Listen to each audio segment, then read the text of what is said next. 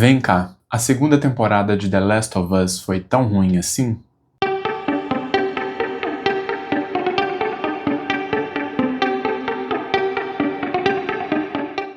Fala pessoal, sejam muito bem-vindos a mais um vídeo do canal. E hoje eu deixei os livros um pouquinho de lado pra gente conversar sobre os filmes e as séries que eu assisti nos últimos 2 meses, que é desde quando eu dei início a esse canal. Então eu queria conversar com vocês sobre as produções que eu assisti, o que eu gostei, o que eu não gostei, tá joia? Então, bora lá! Eu queria começar falando sobre a série Adolescência, que até então é o grande hit da Netflix de 2025. Inclusive, a Netflix tem surpreendido muito com essas produções de drama, né? Todo ano eles lançam alguma série que acaba bombando. Então, em 2023, a gente teve Beef, que foi uma excelente série. Em 2024, Bebê Rena também, que foi um grande sucesso. E agora, Adolescência, que eu acho que, dentre essas três, é a mais fraquinha, mas também é uma excelente produção. E olha como é que as coisas são curiosas. Essa série lançou no mês de março, eu fui ver lá para abril, então eu já fui ver meio atrasado, né? Mas durante aquelas 3, 4 semanas só se falava sobre isso, as pessoas discutiam em fóruns, todas as páginas, né, de conteúdo, de cultura pop, postavam sobre os bastidores dessa série, então só se falava sobre isso, e agora, em junho, parece que a série foi do ano passado. E eu vou confessar pra vocês que essa era de conteúdos muito imediatos, de assuntos que se esgotam muito rápido, me assusta bastante. Mas tá, qual que é a abordagem da série? A gente vai acompanhar a história de um menino que acaba assassinando uma das colegas de escola dele de uma forma muito brutal, e esse menino não tinha um comportamento percebido como agressivo, né? Não tinha algum tipo de antecedente de violência, né? Nem pelos pais, nem pelos professores, e desde o início a gente sabe que ele assassinou de fato essa garota. Então, a gente não tem aqui uma série policial de investigação, né, um whodunit. Eu até pensei que ela ia seguir um pouco a premissa da primeira temporada daquela série The Sinner, que a gente tem uma mãe de família convencional esfaqueando um rapaz aleatório na praia, e a gente acaba acompanhando o mistério que envolve isso. E, na verdade, a série vai muito mais tentar entender as motivações desse garoto, mas por um viés mais social, né? Qual que é o tipo de influência que a misoginia, que a falta de diálogos dos pais com esse garoto acabou espelhando nesse comportamento dele. E assim, um dos grandes diferenciais dessa série, além dessa dinâmica da gente acompanhar a história pelo ponto de vista do agressor, é também que ela é filmada em plano sequência. Então os episódios têm início com o diretor falando a ação, e ele é gravado continuamente até o final, quando ele fala corta.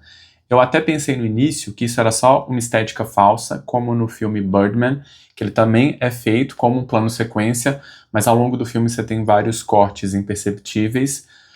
Eu pensei isso porque plano sequência em si já é uma coisa muito complicada de se fazer, e a série lida com muitos atores jovens, né? Principalmente com figurantes, porque a história se passa numa escola. Então isso dificulta demais a filmagem. Eu, inclusive, fico pensando quanto que eles tiveram que regravar essas cenas, porque é toda uma dinâmica, né? Uma coreografia ali para que a cena aconteça da forma perfeita. Mas aparentemente não, foi feito em plano sequência mesmo. Inclusive tem vários vídeos de bastidores mesmo, dos câmeras gravando. Inclusive tem um episódio que tem um take aéreo, que a câmera tá passando da mochila do câmera, né? Ele coloca o equipamento no drone para fazer esse take aéreo, e isso é muito legal. E a série é excelente, eu adorei a forma como eles abordaram essa questão da violência nas escolas, mas a narrativa acaba sendo um pouco cansativa também, né? Muito pelo tema do qual ela trata, né? Todo esse peso, mas também pela própria forma de filmagem, né? Você tem diálogos muito compridos, cenas muito longas, mas eu acho que isso é até proposital, né? Pro peso que a história trata.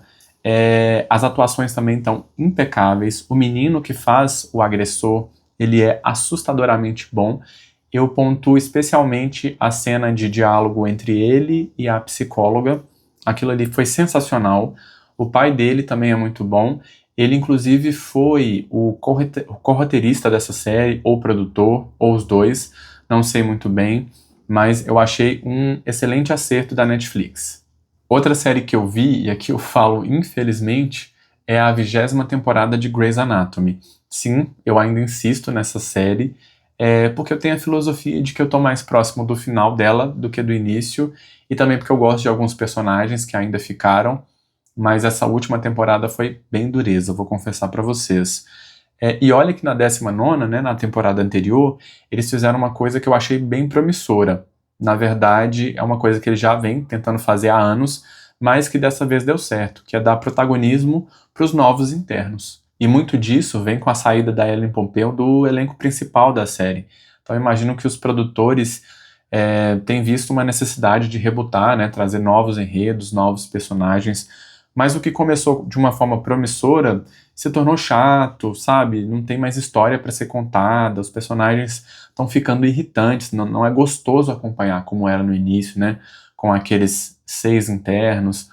E eu acho que isso se reflete no número de episódios, né? Uma série que normalmente tem mais de 20 episódios, nessa temporada teve só 10, né? Então, é falta de conteúdo, de matéria. E se Grey's Anatomy não fosse uma série tão levinha, uma série de almoço, eu já teria largado faz tempo. E finalmente eu terminei de ver Lost, né? Eu assisti à 6ª e última temporada da série, que é uma série extremamente emblemática da TV, que tem um dos finais mais odiados da história, talvez o pior final tido por muitos. E assim, gente, eu preciso confessar que eu adorei Lost, eu adorei a experiência, a jornada, gostei muito do final, eu vibrei com esses personagens, e eu acho que eu entendo quem não gostou da série na época, porque não fazia sentido com a narrativa que eles estavam acompanhando, muito pela expectativa, mas a experiência de ver Lost anos depois, né, mais de 20 anos depois, é completamente outra. E eu chorei muito, eu inclusive, de tão animado que eu estava com essa produção, eu fiz um vídeo falando sobre as referências literárias que eu encontrei na série. Vou deixar o link aqui no box para quem ainda não assistiu, eu adorei ter feito esse vídeo. E como eu falei pra vocês, eu acho que Lost é uma série que ganha muito com o tempo, né, vista anos depois. Primeiro porque você não precisa ficar esperando meses e meses por uma nova temporada, né, o que reduz bastante as teorias e a expectativa que você tem em cima da série. Segundo, porque quando você analisa bem, assim, sem estar no calor do momento, você percebe que Lost é uma série bem mediana, né, com efeitos muito toscos, muito filler entre uma temporada e outra. Eu, inclusive, achei que a primeira temporada teria mais gordura e mais efeitos mais ruins mesmo, né? Aquela fumaça, por exemplo, é horrível, mas na última temporada é tudo igual, né? Você tem uma fumaça muito mal feita, você tem uma gordura ali no início, nos primeiros episódios, que eu achei desnecessário. Então você tem essa percepção mais racional sobre a produção. E em terceiro lugar, é porque eu já tinha uma expectativa lá embaixo com relação ao final, então não me desagradou nem um pouco. E falando especificamente do final, existem muitos artigos de críticos que revisitam a série e falam que a gente foi injusto com ela tantos anos atrás. E, gente, assim, eu adorei, eu me emocionei, eu chorei bastante com o final, esse desfecho metafísico, espiritual, que para mim combina muito com tudo que a série vinha construindo. Eu adorei fazer parte dessa jornada e eu achei a última cena muito cíclica e fecha com chave de ouro. Agora, uma série que me decepcionou bastante foi a segunda temporada de The Last of Us. Eu nunca tinha jogado game e nem tinha tido contato, né, com a história original, mas eu gostei da primeira temporada. Eu não achei uma obra-prima, como muita gente achou, achei simplesmente legal, até porque a série, pra mim, não abordou nada de novo, né, em dramas apocalípticos, assim. Eu sou uma cria de The Walking Dead, eu assisti 9 temporadas da série, preciso ver a última, inclusive, tô devendo, mas apesar de The Walking Dead ter ficado muito ruim nas últimas temporadas, a gente precisa lembrar que as primeiras 4, durante as primeiras 4 temporadas, ela foi uma das séries mais relevantes da época. Então tudo que eu vi em The Last of Us, eu já tinha visto em The Walking Dead antes. E eu não tô dizendo que uma é melhor do que a outra, até porque eu não sei se o quadrinho veio primeiro ou se foi o jogo. Eu tô falando mais pela questão do ineditismo. Mas eu gostei, ainda assim, da primeira temporada.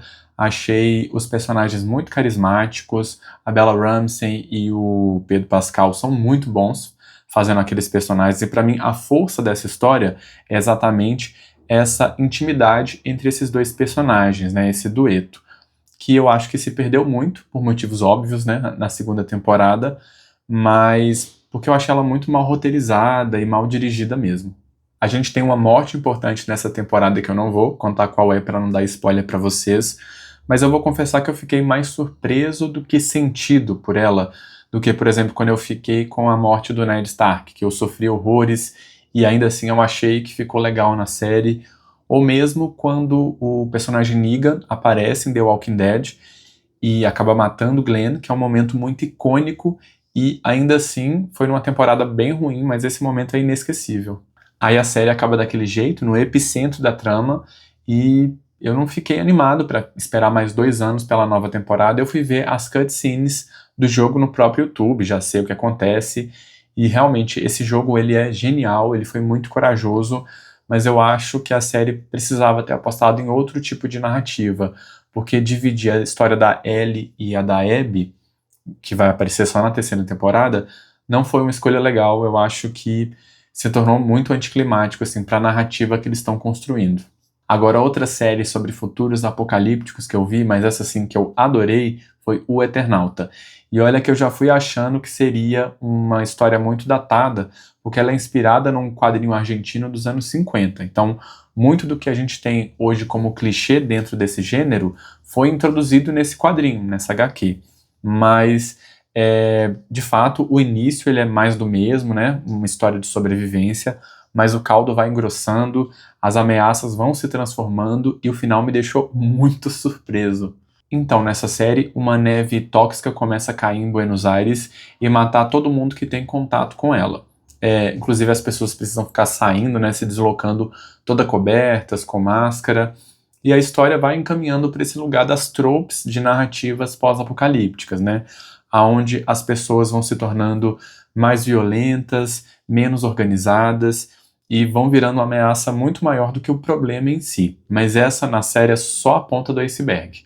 Mas eu não quero dar muito mais detalhes da trama, porque eu acho que o mais legal é você acompanhando a progressão dessa história. Só que outra coisa que subverte o gênero aqui, além da história se passar em um país latino, né, o que é muito mais próximo da nossa realidade, é que ela é protagonizada pelo Ricardo Darín, que é um ator argentino, aí, o Tony Ramos lá, da Argentina, que é um ator que já tem os seus 68 anos, o que é muito diferente, né, porque as histórias americanas sempre, geralmente, trazem um homem na faixa dos seus 35, 40, muito habilidoso, forte, né, com esse perfil de herói, e aqui a gente tem essa subversão, o que deixa a história muito mais plausível. Agora eu queria falar brevemente sobre os filmes que eu também assisti nesse período. O primeiro deles foi o Bandersnatch, que é aquele filme do universo de Black Mirror, que ele tem uma dinâmica meio você decide, né? Você pode decidir qual rumo que os personagens vão tomar na história, que eu achei péssimo, gente. Eu achei um filme horroroso. Na época eu já não quis assistir ele, não tive interesse, só que lançou uma nova temporada de Black Mirror e eu soube que um dos episódios era a continuação desse filme. Então eu achei de bom tom assistir, mas assim, eu achei uma perda de tempo. Acabei nem assistindo a série inteira, por isso que eu nem falei dela aqui pra vocês. Mas o filme eu achei horroroso, atores péssimos, umas escolhas assim que não fazem diferença nenhuma para a história, e ele tem finais alternativos, né, dependendo do que você escolha, mas eu não podia estar menos interessado no que a história tinha para me contar. Um outro filme que eu assisti, e esse sim um filmaço, foi O Grande Ditador do Charlie Chaplin, um filme lançado nos anos 40, né, em plena ascensão do nazismo, onde o Chaplin interpreta dois personagens. Um ditador autoritário, que é uma sátira, né, muito clara do Hitler, e também um barbeiro judeu. E o filme trabalha muito essa questão das identidades que, em determinado momento, vão trocar de lugar. E não tem como falar desse filme sem citar a cena final, né, o monólogo do Chaplin, que na verdade é um discurso para as nações, né, fazendo um apelo pela paz, pela empatia, pela humanidade, que é simplesmente sublime, assim. O filme vale só por essa cena. Apesar do filme todo ser incrível, essa cena é muito majestosa. Então, se você ainda não assistiu, fica aí a recomendação. E o próximo filme que eu vi foi o Guerra Civil, que tem o nosso querido Wagner Moura no elenco, inclusive ele tá ótimo. Mas aqui a gente vai acompanhar uma distopia muito próxima dos nossos tempos, onde os Estados Unidos entram em colapso, né, contra si mesmo, mas a gente não sabe muito bem quais são os lados dessa história. E isso é o que é mais interessante, né, o mais provocativo, que a gente não perde muito tempo procurando vilões ou mocinhos, é só uma perspectiva de caos mesmo. A gente acompanha essa narrativa pela ótica de um grupo de jornalistas que está percorrendo o país para poder chegar até Washington, porque eles querem registrar os últimos momentos antes da queda do presidente. E assim, esse filme vai ter uma fotografia belíssima, com frames assim que você pode emoldurar. Inclusive, eles vão enaltecer muito o poder da fotografia para poder registrar esses eventos históricos. Então, quem gosta de literatura de guerra vai adorar, quem gosta de documentários sobre o tema também vai gostar, e eu queria enaltecer também a atuação da Kirsten Dunst, que está impecável.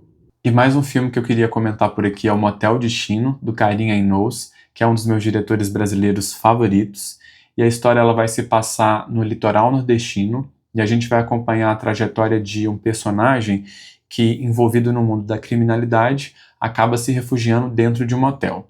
E a narrativa vai ser uma espécie de thriller erótico. Eu gostei muito das interpretações desse filme, da trama, mas em especial da fotografia dele, que é um misto das coisas que o David Lynch fazia com as cores do Almodóvar, mas sem perder toda a brasilidade que uma história nordestina pode ter.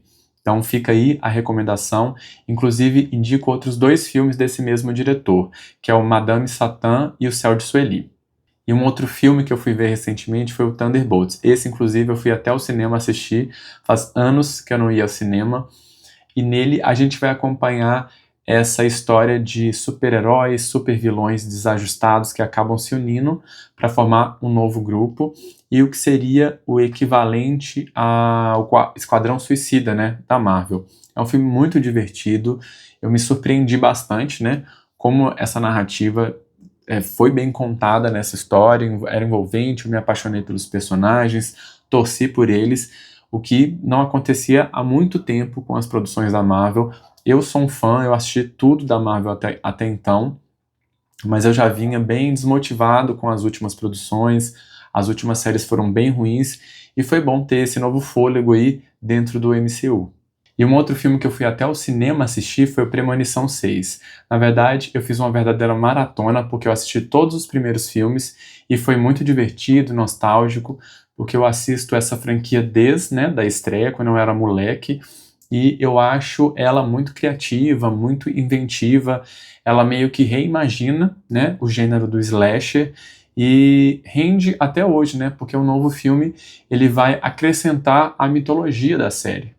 Eu acho que não é spoiler se eu falar isso, porque isso está nos trailers, mas a morte ela vai perseguir os descendentes de uma sobrevivente dos anos 50, 60, de um acidente em que ela teve a visão e conseguiu sobreviver. Então, por isso mesmo, os filhos e os netos dela não deveriam existir. Então, essa é uma nova dinâmica para a franquia que já estava ficando um pouco maçante, já estava entregando mais do mesmo. Eu achei o filme muito divertido, mas eu confesso que eu queria que os protagonistas fossem um pouco mais carismáticos, para que eu pudesse torcer por eles. Eu só estava querendo ver as novas mortes, então, assim, para mim, o primeiro continua sendo o meu favorito. Em segundo lugar, tem um terceiro, e talvez o sexto entre em terceiro lugar agora. Então, vamos ver, porque esse filme é bem divertido. E o último filme que eu queria comentar com vocês é O Grande Os Miseráveis, né? A adaptação do meu livro favorito da vida, e por isso mesmo eu esperei alguns dias, né? Na verdade, alguns meses para poder assistir a essa adaptação, que é uma adaptação premiadíssima. Na verdade, ela é uma adaptação do musical da Broadway, né? Que tem como base o livro do Victor Hugo. E assim, o filme é grandioso como livro, é uma belíssima forma de interpretar essa história. Ela é um pouco americana demais e um pouco colorida demais, né? Tem esse formato Broadway de ser. Mas uma coisa que eu fiquei muito surpreso é que ela é inteira cantada. Eu achei que tivessem falas, né? Como os musicais que normalmente eu conheço. Mas se tem uma fala ou outra que é dita de forma normal, sem ser em forma de canção, é raro. As interpretações estão impecáveis. Eu não achava Hugh Jackman, até esse filme, um grande ator, mas eu mudei radicalmente a minha interpretação porque ele teve um encontro kármico com o Jean Valjean, com a tristeza e a carga desse personagem. Foi muito bonito de ver, eu terminei o filme aos prantos, assim como o livro. Então eu realmente assumo que é uma grande adaptação, é um filme grandioso, com um detalhe ou outro que eu mudaria, mas eu acho que honrou a história do Victor Hugo. Então é isso, pessoal, eu espero que vocês tenham gostado desse vídeo. Agora vem me comentar aqui quais desses filmes ou séries vocês já assistiram e também me contem o que vocês andam vendo por aí de bom. Vou adorar ter as recomendações de vocês também, tá joia? Um cheiro pra vocês e até a próxima.